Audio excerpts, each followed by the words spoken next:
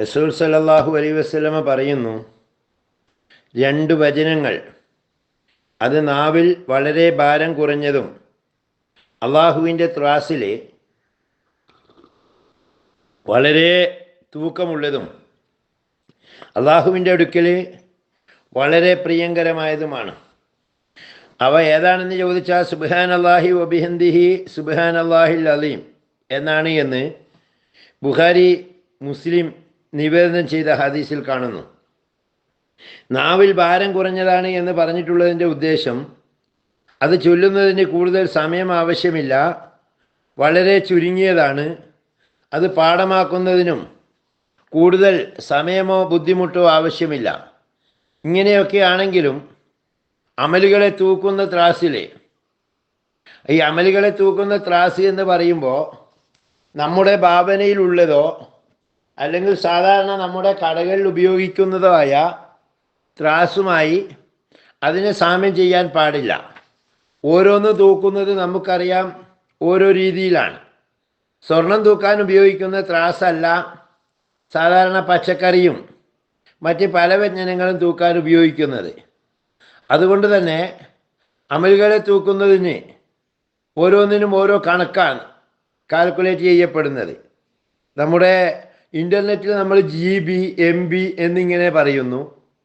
അതേപോലെ മാർക്കറ്റിൽ നിന്ന് സാധനം വാങ്ങുന്നിടത്ത് ഇത്ര കിലോ എന്നിങ്ങനെ തൂക്കുന്നു, ചിലയിടത്ത് ഇത്ര പൗണ്ട് എന്നിങ്ങനെ തൂക്കുന്നു, അല്ലെങ്കിൽ സാധാരണ ദ്രാവക രൂപത്തിലുള്ള സാധനങ്ങളാണ് ഇത്ര മില്ലി എന്നിങ്ങനെ തൂക്കാറുണ്ട്. അതുകൊണ്ട് തന്നെ അതേപോലെ അള്ളാഹുവിൻ്റെ സൽക്കർമ്മങ്ങൾ തൂക്കുന്ന ത്രാസ് എന്ന് പറയുമ്പോൾ മനുഷ്യൻ്റെ ഭാവനയ്ക്ക് അത് അതീതമാണ്. അമലുകളെ തൂക്കുന്ന സമയത്ത് അത് ഏത് ത്രാസിലായിക്കഴിഞ്ഞാലും തൂക്കുന്ന സമയത്ത് ഈ വചനങ്ങൾ കൂടുതൽ ചൊല്ലപ്പെടുന്നത് കാരണത്താൽ ത്രാസിൽ വലിയ തൂക്കമുള്ളതാണ്. ഇതിന് മറ്റൊരു ഫലവുമില്ലെങ്കിൽ തന്നെയും ഈ രണ്ട് വചനങ്ങളും അള്ളാഹുവിൻ്റെ അടുക്കൽ വളരെ പ്രിയങ്കരമായതാണ് എന്നതിനേക്കാൾ വലിയ കാര്യമായി മറ്റെന്താണ് വേണ്ടത്?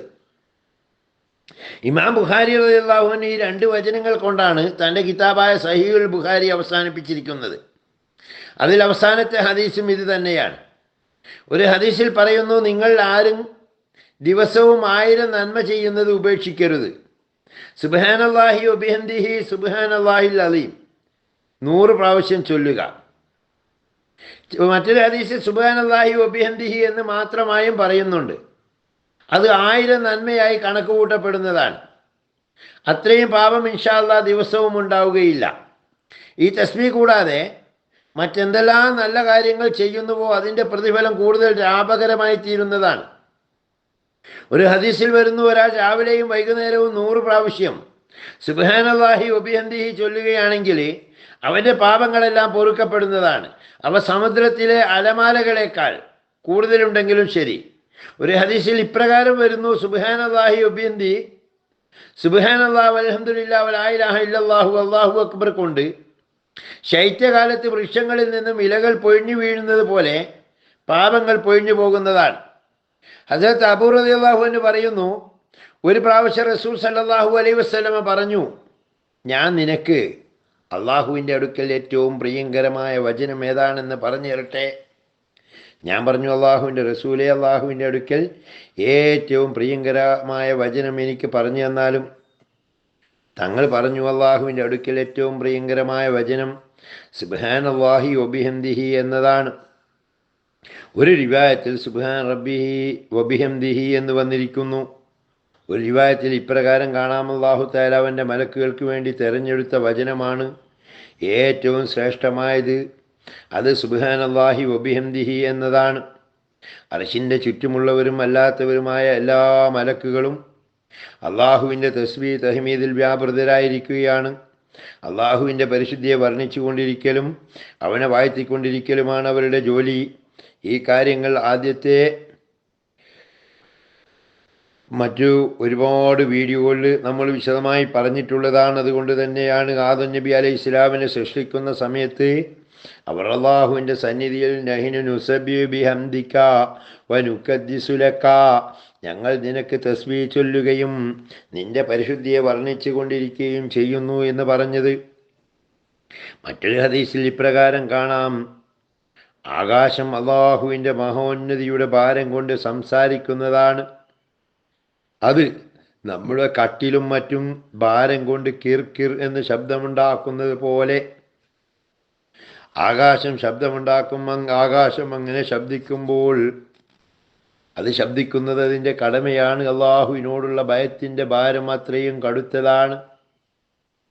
മുഹമ്മദ് സല്ലല്ലാഹു അലൈഹി വസല്ലമ തങ്ങളുടെ ജീവൻ ഏതൊരു പരിശുദ്ധതാത്തിൻ്റെ പിടിയിലാണോ, അങ്ങനെയുള്ള അള്ളാഹുവിൽ സത്യമായി മലക്കുകൾ സുജൂദിലായിട്ട് അള്ളാഹുവിൻ്റെ തസ്ബീഹിലും തഹ്മീദിലും വ്യാപൃതരായിരിക്കുന്നതായിട്ടല്ലാതെ ആകാശത്തിൽ ഒരു ചാൺ സ്ഥലം പോലും കാണാൻ കഴിയില്ല. അല്ലാഹുവിൻ്റെ റസൂല് പറയുന്നതായി സമ്രത്ത് ബിൻ ജുന്ദുബ് റളിയല്ലാഹു അൻഹുവിൽ നിന്ന് വരുന്ന ഒരു ഹദീസ് ഇങ്ങനെയാണ്: അള്ളാഹുവിൻ്റെ അടുക്കൽ ഏറ്റവും പ്രിയങ്കരമായ വചനം 4 അവ സുബ്ഹാനല്ലാഹ് വൽഹംദുലില്ലാഹ് വലാ ഇലാഹ ഇല്ലല്ലാഹു വല്ലാഹു അക്ബറാണ്. ഇതിൽ ഏത് വേണമെങ്കിലും ആദ്യം ചൊല്ലുകയോ പിന്നീട് ചൊല്ലുകയോ ചെയ്യുന്നതിൽ വിരോധമില്ല. അതായത് ഇതിന് പ്രത്യേക ക്രമമില്ല. ഈ വചനങ്ങൾ പരിശുദ്ധ ഖുർആനിലും ഉള്ളതാണ് എന്ന് ഹദീസിൽ വന്നിട്ടുണ്ട്. ഈ ഹദീസ് സമ്രത്ത് ബിൻ ജുന്ദുബ് റളിയല്ലാഹു അൻഹു നിവേദനം ചെയ്തതായി മുസ്ലിം ഉദ്ധരിച്ചതാണ്. പരിശുദ്ധ ഖുർആനിൽ വളരെ കൂടുതലായി ഈ വചനങ്ങളെ പറഞ്ഞിട്ടുണ്ട്. ഖുർആനിൽ ഈ വചനങ്ങളെ ചൊല്ലുന്നതിന് കൽപ്പിക്കുകയും പ്രേരിപ്പിക്കുകയും ചെയ്തിരിക്കുന്നു. ഒരു ഹദീസിൽ ഇപ്രകാരം കാണാം: പെരുന്നാളിനെ ഈ വചനങ്ങൾ കൊണ്ട് അലങ്കരിക്കണം. അതായത് പെരുന്നാളിൻ്റെ അലങ്കാരം ഈ വചനങ്ങൾ അധികമായി ചൊല്ലിക്കൊണ്ടിരിക്കുന്നതിലാണ്. അള്ളാഹു നന്മയിൽ മുന്നേറുന്നവരിൽ നാം ഏവരെയും ഉൾപ്പെടുത്തുമാറാകട്ടെ. വആഖിറു ദഅ്വാനാ അൽഹംദുലില്ലാഹി റബ്ബിൽ ആലമീൻ. അസ്സലാമു അലൈക്കും വറഹ്മത്തുള്ളാഹി വബറകാതുഹു.